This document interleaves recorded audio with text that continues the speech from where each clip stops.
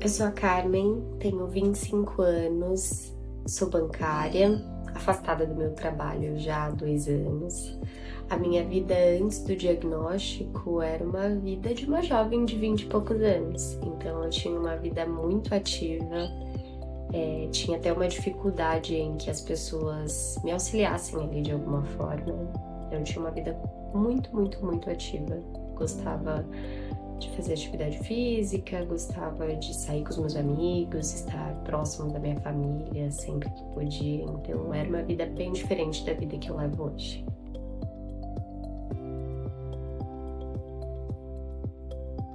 Meu diagnóstico da espondilite anquilosante veio em outubro de 2023, então é um diagnóstico recente, mas eu sofro com as sequelas aí há pelo menos 3 anos. Então eu tive o primeiro surto em 2020, né, o primeiro surto da doença. Eu tive um lado do meu corpo paralisado, fiquei um tempo internada tentando entender o que estava acontecendo e na época não chegamos a nenhum fundo diagnóstico mesmo. E esse diagnóstico foi se arrastando até que eu tive uma infecção grave de Covid em 2021, no ano seguinte. E essa infecção tirou muito, né, de mim, assim. Eu perdi muito da minha mobilidade, tive que reaprender infinitas coisas e aí eu vivi aquele limbo de achando que seria uma síndrome pós-Covid, onde eu sentia muita fadiga, muitas dores, até eu começar a apresentar um quadro de dor no quadril que foi se tornando incapacitante com o tempo. Então eu fui tentar me abaixar e eu já não conseguia mais. Meu quadril travava, era uma dor fora do comum. E fui sentindo essa dor, fui buscando especialistas. Então eu corri primeiro pro ortopedista, fiz infinitas tentativas. Então hoje eu tô indo pra minha 4ª cirurgia, 2 delas no quadril. Fiz a primeira cirurgia ainda sem saber o que eu tinha. Fiz a 2ª cirurgia, que foi a substituição articular do quadril, né? Eu tenho uma prótese total de quadril, ainda sem ter o diagnóstico da espondilite. E o diagnóstico só veio quase 1 ano depois da minha prótese, né? Eu fiz a prótese no começo do ano de 2023 e o diagnóstico veio no final, depois de muitas tentativas. Finalmente, o reumatologista olhou para mim e entendeu que não era natural que uma pessoa tão jovem tivesse tanto acometimento articular, principalmente.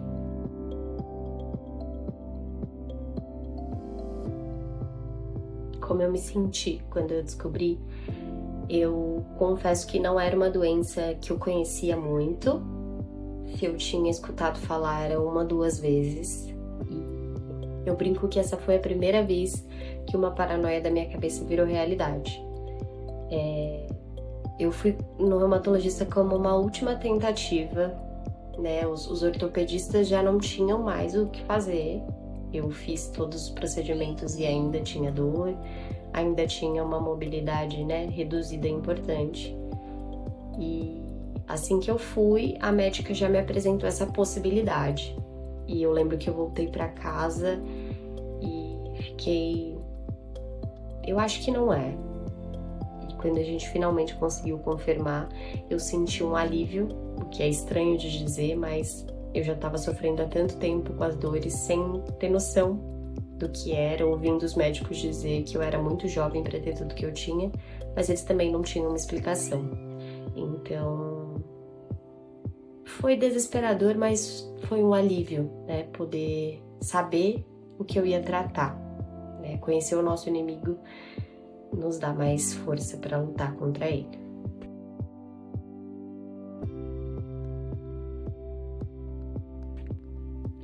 Eu costumo dizer que o meu tratamento começou nas sequelas, né? Então eu tenho uma prótese total de quadril, outras 2 cirurgias, né, que também foram de reparo ali das articulações que estavam já mais prejudicadas.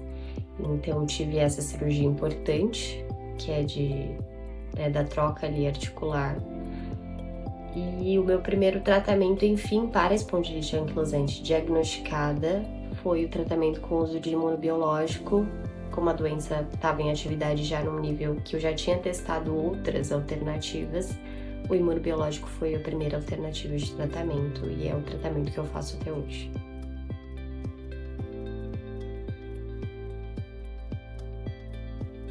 Eu acho que o maior desafio é, além de lidar e gerenciar nossa própria mente, entender as nossas limitações, que vão ter dias super positivos e dias que a gente vai precisar ficar mais quietinho e precisa respeitar o nosso próprio corpo, eu acho que um desafio grande enfrentado foi ter perdido a parte da minha mobilidade importante no auge dos meus 20 e poucos anos, onde as pessoas como eu, né, da minha idade, estão fazendo outras infinitas coisas, é um momento de ascensão na carreira, de construir muitas coisas, e eu me vi paralisada para cuidar de uma doença.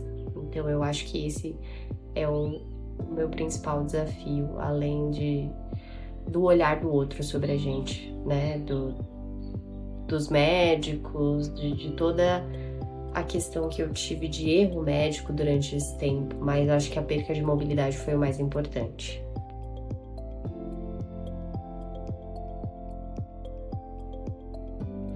Eu acho que foi um alívio para todos nós quando chegamos ao diagnóstico, porque além de mim, a minha rede de apoio me via ali sofrer durante todos esses anos sem resposta, né? Me via ali fazendo cirurgias e procedimentos sem chegar no fundo disso, né? Como que a gente consegue te ajudar? Então eu acho que foi um alívio para todo mundo, mesmo que difícil, né? São outros cuidados que a gente tem que tomar a partir desse tratamento, mas eu tenho uma rede de apoio incrível que sem eles eu não conseguiria, então foi essencial para que eu conseguisse me tratar e me cuidar com um olhar diferente até sobre mim mesmo, né? Entender que eu teria um apoio nesses dias difíceis, que eu costumo dizer que alguém caminharia por mim nos dias que eu não conseguisse caminhar, então tem sido de grandíssima importância a minha rede de apoio. E assim que eu descobri, né, que eu tive o diagnóstico da doença, eu fui para a internet para falar sobre isso. Eu gostaria de ter ido antes para falar sobre todo esse processo, mas foi um processo muitíssimo traumático.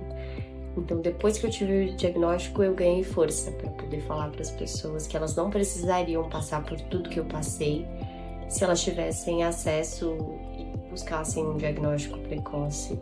Então, eu me aliei a muitas pessoas que falavam sobre isso, tentei encontrar outras que tivessem passado por algo parecido e encontrei colo, né, em muitas dessas pessoas e nessa rede que hoje eu administro para falar sobre a espondilite anquilosante. E tem sido também uma rede importante de apoio, passar essa informação para frente.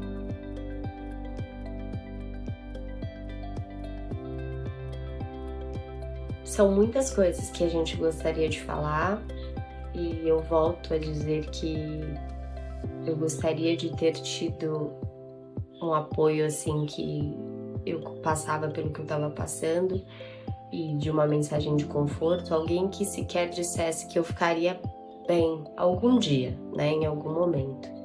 Então, para você que está enfrentando esse diagnóstico, as sequelas dele, assim como eu, ou não, né, ou acabou de descobrir o diagnóstico e tá perdido, não sabe o que fazer. Vão existir dias muito bons, vão existir alguns dias mais difíceis, mas é o que eu falei no começo, descobrir o nosso inimigo nos dá munição contra ele. Então, vai ser uma jornada desafiadora, mas um diagnóstico não é uma sentença. Existe muita vida pós-diagnóstico, qualidade de vida te encontra depois dele. E a possibilidade de tratamento é algo transformador. Eu sei que assusta, mas antes de qualquer coisa, ele também liberta, né? Um diagnóstico também pode te libertar de muita coisa. Então é isso que eu gostaria de deixar para quem está precisando de uma mensagem de conforto nesse momento, e busquem ajuda, né? Você, jovem como eu, que teve alguma queixa ortopédica que não foi respondida na ortopedia, busque um reumatologista. Estude a fundo sobre as possibilidades, vá com munição para uma consulta. E procurem, se vocês precisarem de algum medicamento, né, na classe dos imunobiológicos, procurem a Nova Medicamentos. Tenho certeza que alguém vai poder ajudar vocês com todo carinho nesse momento difícil.